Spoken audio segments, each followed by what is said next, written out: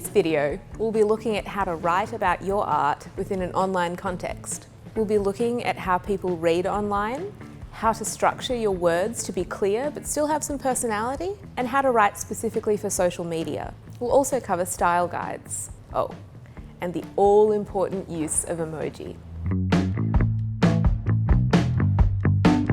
How many times have you seen a huge, dense chunk of text on a web page and thought, too long? You may be happy to read that amount in a book, but on a screen, if you have to scroll and scroll and scroll, well, you, and more importantly, your audience, probably won't, even though it might be full of useful information. The first thing to remember is that reading online is completely different to reading in print. We generally scan a web page quickly to figure out if we've found the right page, and then we read more closely for more detailed information. Scanning means people read with less accuracy, so it's important you make your message quick, clear, and easy. Break up your content, lay it out clearly using subheadings so people can find exactly what they're looking for on the page. Keep your text short, sharp, and to the point. Maybe that long scrolling page could be broken up into 2 or 3 pages if they're on different topics. Or it might just need a really good edit. Imagine people landing on your site and asking, what's it about? What's in it for me? Your content should be able to easily answer those 2 questions. As we mentioned, people read differently online, so try to simplify your message without dumbing it down. That means making it more concise and getting straight to the point. Remember, when in doubt, leave it out. Look at the layout of your site and keep your text within the word count. An easy read on a web page is 400 words, so cutting it back to the essentials is important. Remember that the most valuable real estate on your site is above the fold. That's the visible part of the page before you have to start scrolling down. Keep this in mind for mobile screens too, which usually allow for less text. Structure your content so the most important message is up front, first on a page, but even first in a title and subtitles. People land on your site from many possible angles, so they want to know straight away if this page has the right information for them. Try to avoid using jargon that most users wouldn't understand. It feels alienating and can cloud your message. For example, don't say, Geelong's wildest auteur slam dunks his esoterica in the depths of the solstice. Do say, invitation to Fred Smith's exhibition at Smith Gallery on the 18th of June. When you're writing for the web, read it aloud and see how it flows. Does it have a good pace? Does the tone feel right? An engaging voice talks directly to the audience and puts them in the picture. For example, saying, join my online workshop is talking straight to your reader.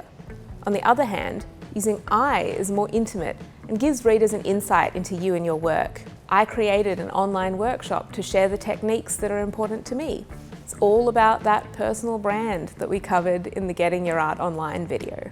When it comes to the tone of your voice, you can dial it up or down depending on the purpose.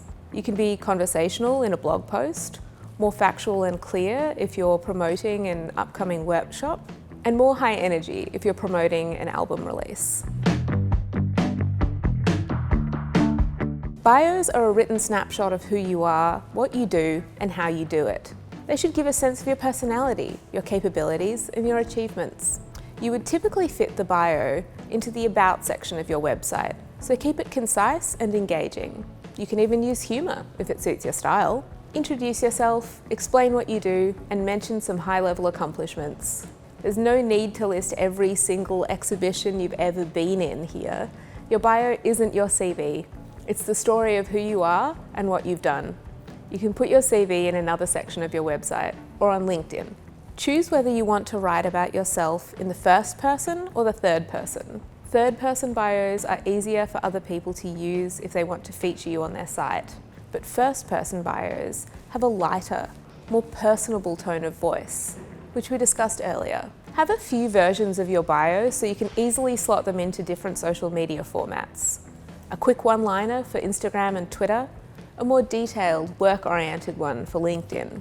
Most artists write different length bios depending on where they will appear, but if you're writing online, try to keep it short and include the most important information only. Blurbs are a way to describe your art. If you're a writer, it's the teaser on the back of the book. If you're a visual artist, it could be the content that appears on an online catalogue, explaining your inspirations and influences. When you're writing a blurb about your own work, keep the audience in mind. If it's intended for a general audience, keep it clear and explanatory, and save the art speak for a different platform. Once you've written your blurb, write a clear call to action. What's a call to action? It's that final link that should inspire someone to click on it. It's the download the trailer. It's the buy the book. It's the play the new track. Make the call to action clear and enticing. Not all social media platforms present text the same way, just as users interact with social media in different ways. You can craft the same message but present it to make the most out of the different platforms. Check out our previous videos, getting your art noticed online and promoting your art with social media for extra tips. Don't forget that social media favours posts which have images or videos instead of just plain text. While platforms have maximum character counts, that doesn't mean you need to use them all. Here's a quick guide to the ideal length of a post. Small for Twitter, medium for Instagram, larger for Facebook, and style the message to fit the format without being repetitious. When you're writing online content, it's good to be aware of certain rules and protocols. The Victorian Government digital standards are a great reference. They cover everything from punctuation to non-discriminatory language and the law relating to publication. The Australia Council for the Arts also has a set of protocols around working with Indigenous artists. Have a look at these resources to get more familiar with style guides. Of course, the internet has given us a whole other language that doesn't even need words. A witty emoji or a cheeky meme can paint 1,000 words, all likes, and can be a clever way of indicating subtext. Some emojis have multiple meanings, so just check first before you use them. And if you find you have a lot to say, but get yourself tied up in wordy knots, using a text card on Twitter or Instagram can get your content out there in an efficient, snappy way. So now you know how to write about your art in the best way for an audience on the web. So go forth and go viral.